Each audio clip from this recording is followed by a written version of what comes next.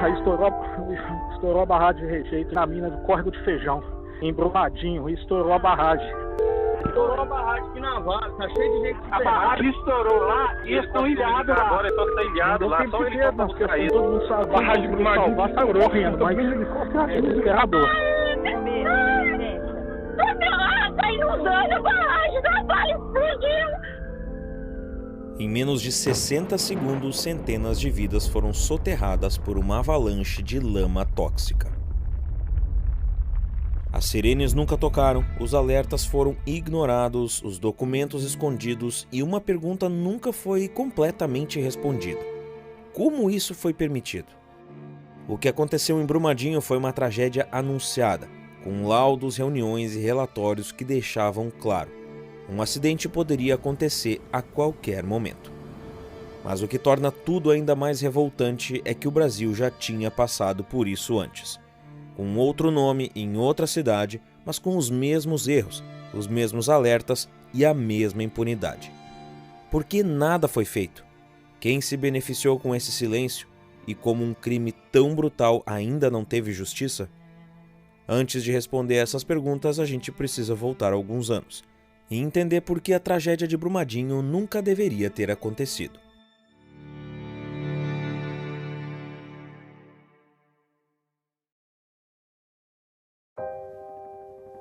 Aqui no Brasil subiu para 13 o número de mortos no desastre em Mariana. Mais um corpo foi localizado a cerca de 10 quilômetros. Antes de Brumadinho, o Brasil já havia vivido uma tragédia que deveria ter servido de alerta. No dia 5 de novembro de 2015, a gente viu o maior desastre ambiental da sua história até então: o rompimento da barragem de Fundão, da Samarco, uma joint venture da Vale com a BHP Billiton. O colapso matou 19 pessoas e devastou a bacia do Rio Doce por mais de 600 quilômetros. A lama tóxica destruiu bairros inteiros e contaminou rios, afetando diretamente milhares de famílias em Minas Gerais e no Espírito Santo. Logo após o rompimento, especialistas, ambientalistas e até parlamentares exigiram mudanças urgentes na legislação e nos modelos de licenciamento ambiental, especialmente se tratando dos rejeitos produzidos pelas mineradoras. O rejeito é o que sobra durante o processo de beneficiamento do minério extraído da jazida. A lavra a céu aberto, que era o caso da mina do Córrego do Feijão, é o método de extração usado quando o minério está próximo da superfície. Para alcançar o minério é preciso retirar grandes quantidades de terra e rocha. Depois, o minério extraído passa por um processo de beneficiamento em uma usina. A pedra é triturada para processo de separação e deixa para trás uma lama de água, areia fina e minerais sem valor comercial. Ele não pode ser descartado livremente no ambiente e precisa ser armazenado de forma controlada. Esse rejeito geralmente é empilhado ou armazenado em barragens, como nas barragens 1 e 6 localizadas na mina. Elas são feitas da seguinte forma: a mineradora ergue uma barreira inicial de terra ou de pedras, a chamada muralha de arranque. Atrás dela, a lama de rejeito começa a ser depositada. Com o tempo, a parte sólida desse material se acumula e endurece, quando a água decanta e o sólido se deposita no fundo, criando uma base improvisada. Quando a barragem precisa ser ampliada, em vez de construir uma nova parede em solo firme, a próxima camada é erguida sobre esse rejeito já depositado. O processo se repete e cada alteamento seguinte avança a montante, ou seja, mais para dentro da barragem, apoiado na lama seca anterior. O problema é que essa base nunca é totalmente estável. Em certas condições, como chuvas fortes, infiltrações ou vibrações, o rejeito pode se comportar como areia movediça. É por isso que esse método, apesar de ser o mais barato, também é o mais vulnerável a falhas. A Vale, assim como outras mineradoras, optou pelo método de alteamento a montante. Segundo o relatório do acidente, o método é o mais vulnerável à ocorrência de acidentes devido às forças da percolação da água, que é o movimento da água dentro do solo, o que facilita a liquefação do rejeito quando o material sólido perde a consistência e passa a se comportar como um líquido, incapaz de sustentar o peso da barragem, e é a principal causa de colapsos. Especialista em barragens de mineração, o geofísico americano David Chambers, da Universidade da Califórnia, afirma que em países úmidos, como o Brasil, as barragens a montante não deveriam nunca ser utilizadas, por causa do alto risco de infiltração. A tragédia de Mariana deveria ter mudado tudo, mas não mudou. 4 anos depois, a história se repetiria, e de forma ainda mais letal.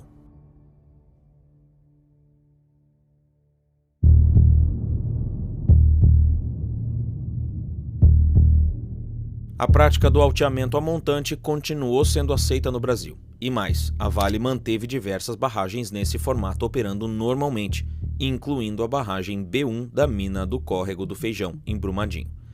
E o pior, com pessoas trabalhando diretamente abaixo dela.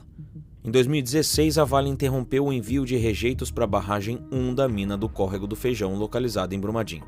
Desde então, a barragem entrou oficialmente em fase de descomissionamento, armazenando mais de 11 milhões de metros cúbicos de rejeito em uma barragem de 86 metros. Nessa fase, eles também planejavam a recuperação desse rejeito, que, segundo a Vale, consistia em recuperar os finos de minério de ferro anteriormente dispostos como rejeito para produzir o Pellet Feed Fines, PFF. Consequentemente, esse processo irá reduzir a altura da atual estrutura do barramento. O processo consiste na remoção mecânica por retroescavadeira realizada na barragem 1, seguida por um empilhamento drenado e posterior transporte do material. Isso foi apresentado em novembro de 2018, junto com um projeto de expandir a mineração na área, durante o período de um novo licenciamento, o LAC 1, uma licença ambiental express que pula várias etapas de análise.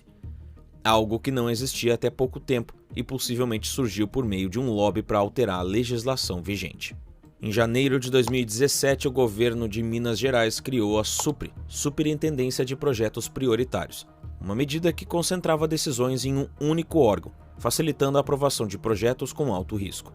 E isso foi resultado de um lobby que aconteceu 3 anos antes, em 2014, quando em uma reunião a portas fechadas, diretores da Vale discutiram com os servidores do governo de Minas Gerais regras para simplificar e acelerar o licenciamento ambiental no estado.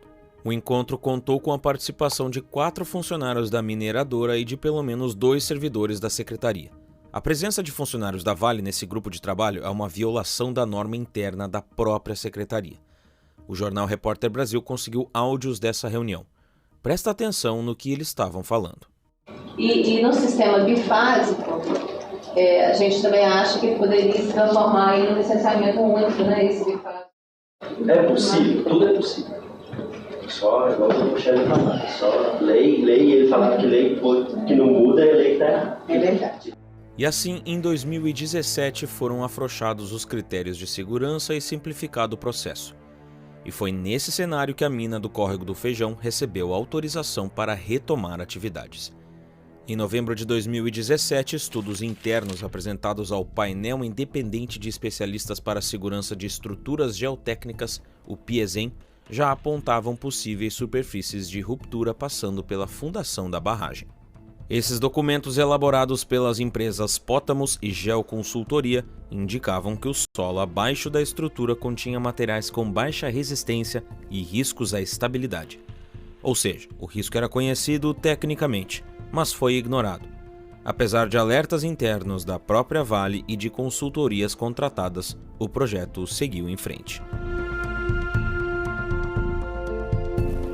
Ao longo de 2018, os riscos da barragem B1 de Brumadinho ficaram cada vez mais evidentes. Em junho daquele ano, outro estudo do PIESEM colocava a estrutura no top 10 do ranking de barragens com maior probabilidade de ruptura. A barragem estava com a probabilidade acima do aceitável, a falha esperada era de erosão interna e o impacto financeiro em caso de colapso foi estimado em 6,5 bilhões de reais. Engenheiros responsáveis pelo estudo alertam que o fator de segurança estava abaixo do recomendado internacionalmente. Eles até fizeram um slide bonitinho e colorido, apontando todas as esferas de consequências que a Vale deveria se preparar.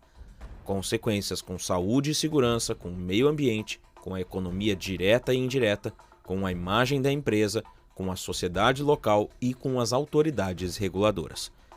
Apesar disso, os laudos de estabilidade foram mantidos com o aval da consultoria alemã TÜV Süd.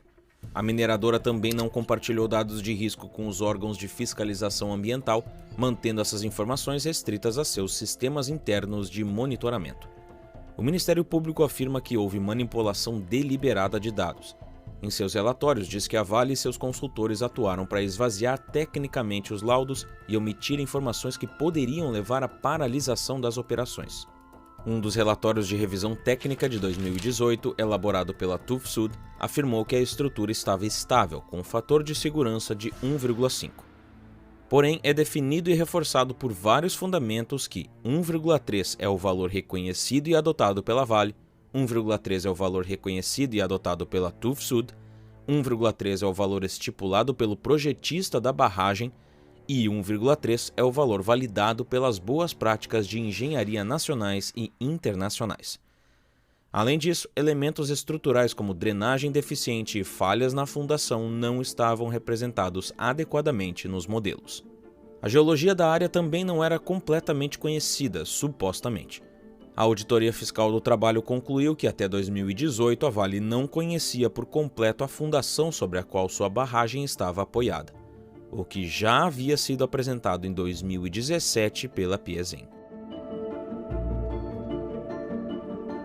Mesmo diante de todos esses alertas, em 11 de dezembro de 2018, a Vale conseguiu uma licença ambiental express, que permitia expandir as operações da mina do Córrego do Feijão. Essa aprovação veio após a SUPRE reclassificar a barragem B1 para um nível de risco menor, sem nenhuma intervenção física na estrutura.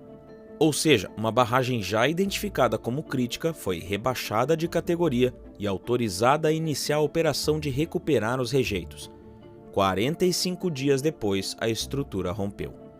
No dia que o Conselho Estadual de Política Ambiental votou a ampliação das atividades da mina, apenas uma integrante votou contra: Maria Tereza Corujo, ambientalista representante do Fórum Nacional da Sociedade Civil na Gestão de Bacias Hidrográficas, o FONASC. Ela acompanhava há anos os impactos da mineração em Minas Gerais. Em uma carta enviada no dia 30 de novembro de 2018, o FONASC, do qual Corujo faz parte, pediu a Breno Esteves Lasmar, presidente da Câmara de Atividades Minerárias, a retirada da pauta do pedido de licenciamento da Vale. Além da insanidade de ter o seu impacto minimizado, o pedido da mineradora tinha problemas técnicos. Não havia apresentado a correta delimitação da área, por exemplo. Depois da votação, ela afirmou: eles escolheram de forma muito consciente não fazer o que tem de ser feito. Aquelas cartas já estavam marcadas. Em seu voto, ela mencionava o histórico de instabilidade da barragem e os riscos diretos às comunidades da região. Seu alerta não foi ouvido. Segundo a Secretaria Estadual do Meio Ambiente, o empreendimento e também a barragem estão devidamente licenciados. O governo disse que a barragem não recebia rejeitos desde 2015 e tinha estabilidade garantida pelo auditor, conforme laudo elaborado em agosto de 2018. Em 19 de dezembro de 2018, o vereador Caio César Braga, de Brumadinho, visitou a barragem e entregou para os responsáveis um documento com 10 perguntas à Vale, pedindo informações sobre a situação das barragens e se havia algum programa de segurança e prevenção sobre acidentes. A empresa reconheceu o recebimento, mas nunca respondeu formalmente, alegando que foi respondido durante a visita. Segundo o vereador, colocaram o dinheiro na frente e aconteceu isso. Já em 18 de janeiro de 2019, poucos dias antes do desastre, mensagens internas, e-mails e relatórios técnicos continuavam apontando problemas. Um especialista em geotecnia chegou a registrar em relatório que haviam deformações que representam tipicamente um movimento de ruptura. Mas a rotina de trabalho na mina seguia como se tudo tivesse sob controle. No dia 22 de janeiro de 2019, 3 dias antes do rompimento, uma última vistoria ocorreu e supostamente não detectou nenhuma alteração no estado de conservação da estrutura. No entanto, o que os documentos internos mostravam era outra coisa. O relatório técnico posterior revelou anomalias recorrentes, falhas nos sistemas de drenagem, presença de blocos de canga, que são formações rochosas instáveis, e monitoramento ineficaz da movimentação da estrutura. E então, em 25 de janeiro de 2019, a barragem se rompeu. 270 pessoas morreram, entre elas 2 mulheres grávidas. Outras 64 ficaram feridas. Segundo os funcionários da Vale, trabalhavam 700 funcionários na mina, mas por almoçarem em turnos, eles estimam que cerca de 200 poderiam estar no restaurante da empresa. Quem conseguiu sair não consegue contato por telefone com os funcionários que estariam desaparecidos. Eles foram soterrados após segundos do colapso. O sistema de sirenes que deveriam soar em caso de alerta teve seus primeiros pontos atingidos, o que não deu sequência ao padrão interligado de alertas. Foi o que disse o presidente da Vale. Em 1 minuto, a onda de lama já havia percorrido 1 quilômetro e alcançado o pátio de minério.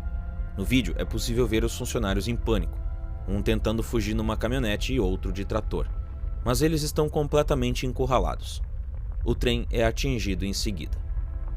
Por sorte, a caminhonete acabou sendo empurrada para cima da onda de lama e os funcionários sobreviveram e conseguiram resgatar o colega que estava no trator. A lama destruiu estruturas, matou pessoas e uma pousada e moradores próximos. Avançou sobre o leito do rio Paraopeba, destruiu propriedades rurais e afetou o abastecimento de água de comunidades quilombolas e indígenas ao longo do caminho. 4 anos depois de Mariana, o Brasil assistia à repetição do mesmo roteiro. Licenciamento facilitado, alertas ignorados, engenharia negligente e impunidade anunciada.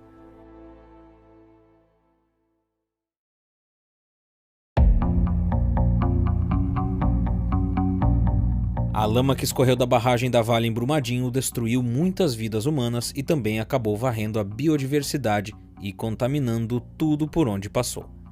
O rastro da tragédia se espalhou por mais de 300 quilômetros do rio Paraopeba, que é um dos principais afluentes do rio São Francisco, e invadiu áreas de mata atlântica protegida por lei.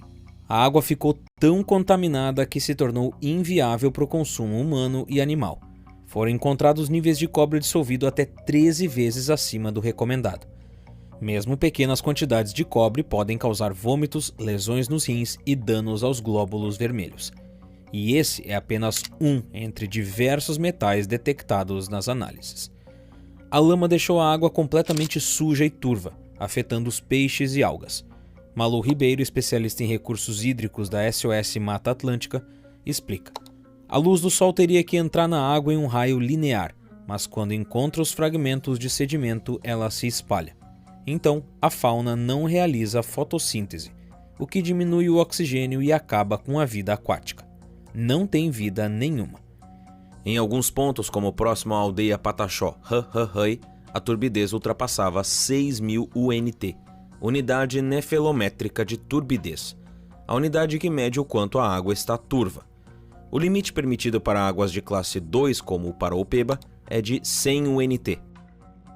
A gravidade é tamanha que a limpeza completa do rio pode levar até 741 anos, segundo estudo realizado pelo Núcleo de Assessoria às Comunidades Atingidas por Barragens, a NACAB. Em julho de 2025, o prefeito de Brumadinho, Gabriel Parreiras, observou a lentidão das ações de recuperação e destacou a ausência de medidas eficazes por parte da mineradora. É inaceitável que, após tanto tempo, ainda não tenhamos uma solução definitiva.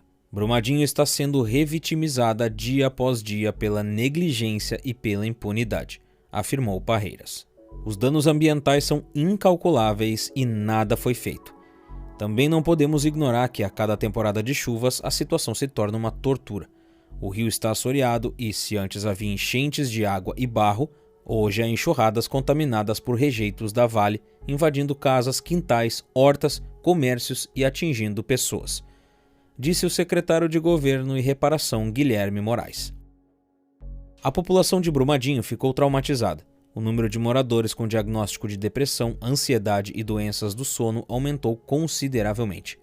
Entre 2019 e 2022, a cidade registrou em média 30.000 atendimentos por 100.000 pessoas no Centro de Atenção Psicossocial, o CAPS, 5 vezes a média estadual. Também há uma alta procura do consumo de álcool e drogas entre homens e a excessiva demanda de medicamentos psicotrópicos benzodiazepínicos, como clonazepam e diazepam, entre as mulheres. Mas os impactos não são apenas mentais. Vestígios de arsênio foram detectados em níveis preocupantes em exames de sangue e urina, tanto em adultos quanto em crianças de até 6 anos, o que sugere contaminação ambiental persistente. O arsênio é um metal pesado associado a doenças graves como câncer, malformações fetais, problemas cardiovasculares e falência renal. Em alguns casos, moradores desenvolveram o que chamam de lama que queima, lesões na pele, manchas brancas, bolhas e feridas que ardiam após o contato com a água do rio Paraopeba. Também houve aumento nos casos de doenças respiratórias, má formação congênita e distúrbios cromossômicos entre 2019 e 2024. Internações por doenças do aparelho digestivo subiram 31,5%. 6 anos depois da tragédia, as crianças continuam sendo as mais afetadas. Muitas apresentam dores e dificuldades cognitivas, comportamentais e motoras. A presença da Vale movimentava boa parte da atividade econômica no município. A empresa empregava diretamente centenas de pessoas, além de manter contratos com prestadores de serviço e impulsionar o comércio da região. Quando a barragem da mina Córrego do Feijão se rompeu, essa estrutura colapsou junto. Nos meses seguintes, houve um crescimento temporário nas vendas, puxado pelo pagamento do auxílio emergencial da Vale e pelo início das obras de reparação. Segundo comerciantes locais, o movimento aumentou, especialmente em setores como alimentação e itens de primeira necessidade. Mas esse cenário durou pouco. Com o tempo, o auxílio emergencial foi substituído pelo programa de transferência de renda e o impacto no comércio começou a mudar. A inadimplência aumentou e o consumo caiu. Empresários relatam que o dinheiro circula pouco e muitos moradores enfrentam dificuldades para manter as contas em dia. Segundo o vice-presidente da Câmara de Dirigentes Lojistas de Brumadinho, Antônio Vieira, a CDL concluiu que o valor recebido estava sobrando nas contas dos moradores e que eles passaram a gastar fora do município. Além disso, como a quantia caía diretamente nos bancos, as instituições começaram a oferecer empréstimos, as pessoas aceitaram e, por não terem uma educação financeira adequada, acabaram se endividando. Desde a assinatura do Acordo Judicial de Reparação Integral em 2021, já foram aplicados 25,5 bilhões, o que corresponde a 68% do total previsto de 37,6 bilhões.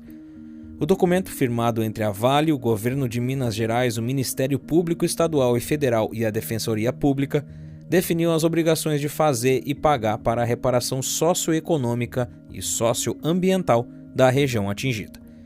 Das obrigações a pagar, que somam 19,9 bilhões, 86% já foram cumpridas. Já as obrigações a fazer, que totalizam 11,4 bilhões, tiveram 23% das ações concluídas. Além disso, outros 6,3 bilhões haviam sido executados antes mesmo da assinatura do acordo. Também foi aberto o Distrito Industrial, lançado em 2023 em parceria com a Prefeitura de Brumadinho, com investimento de 170 milhões de reais. O espaço de 1,2 milhão de metros quadrados busca atrair empresas não ligadas à mineração. É um passo importantíssimo para que Brumadinho possa resgatar a sua independência econômica para além da mineração, afirmou o prefeito de Brumadinho.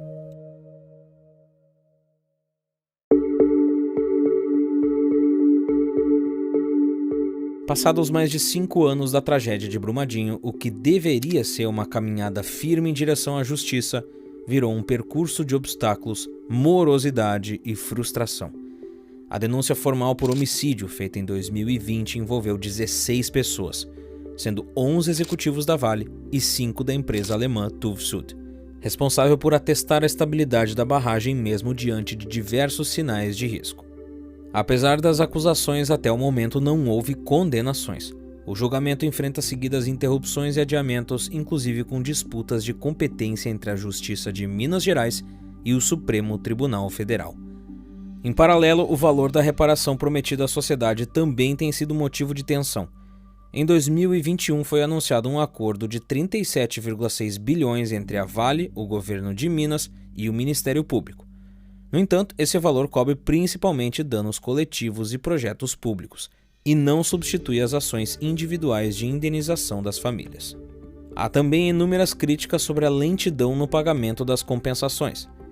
Muitas famílias das vítimas ainda lutavam para receber valores justos. Em julho de 2025, indenizações por mortes em Brumadinho na Justiça do Trabalho começaram a ser pagas e contemplarão as 272 vítimas.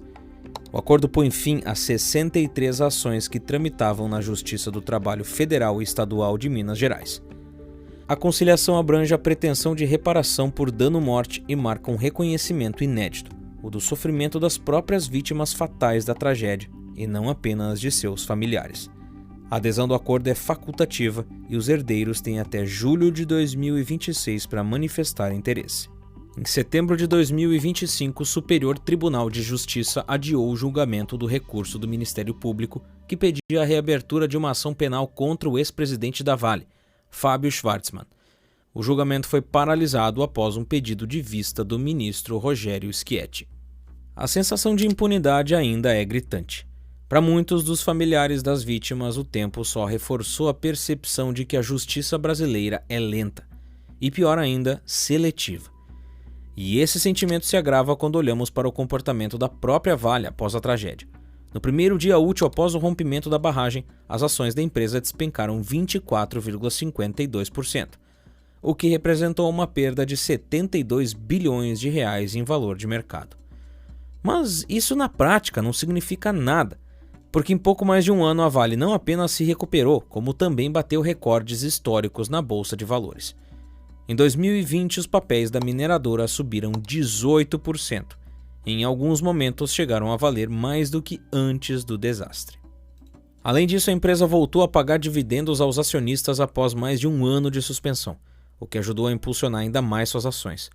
Na visão de analistas, a Vale é considerada barata pelo mercado, justamente porque, apesar dos escândalos, ainda entrega retorno financeiro robusto.